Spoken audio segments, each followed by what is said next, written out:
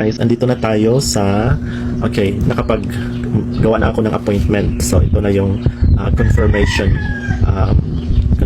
part.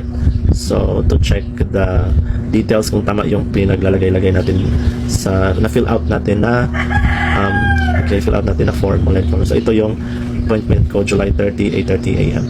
Tapos next natin, ready na tayo. So here, pipili na kayo ng method of payment. So yung gagawin ko is I'll pay using GCash. Okay, select natin yung GCash. Tapos mag-generate tayo ng QR. Tapos yung QR na yung gagamitin natin para magbayad. So generate QR. Pasensya na kayo kasi maingay yung paligid. Wala akong gamit na noise cancellation. And medyo matagal siya. Ayun na. So ito na yung QR code natin, guys. Okay?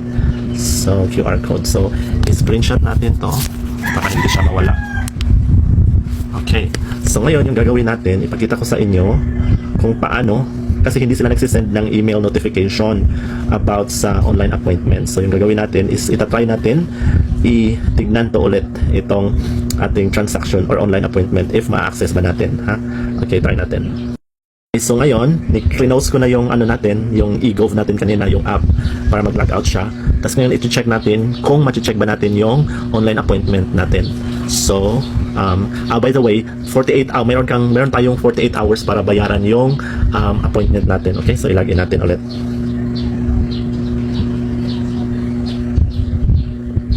Okay, so yung gagawin natin to check our appointment, punta tayo pa din, the same pa din, local government, view all services. Ay, hindi pala local government, sorry.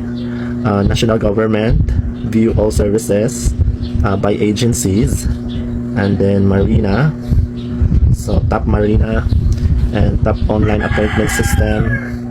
Tapos ito yung makikita natin. Sasintayin lang natin. Okay, so i-close natin yan. So ito yung gagawin natin, guys. Okay, view my appointment status. Okay, so yung reference number pala kanina doon sa in-screenshot natin na QR code, inano ko na yon, kinapi-paste ko na yon. So okay, ito yung reference na in-screenshot ko. So yung birth month natin, okay, yung birth date pala 1988. Okay, and then submit. So ayan. So nakikita natin yung Marina appointment status. So yan yung pending pa daw, awaiting for payment. So ito, guys. So make sure na before kayo i-screenshot, nagsabi mo na ako kanina na i-screenshot nyo para ma-save nyo yung reference number. Okay? So ganun lang. So magbayad ka na, and after mo magbayad, bumalik ka ulit dito sa eGov app para i-check kung posted na ba yung payment mo. Okay?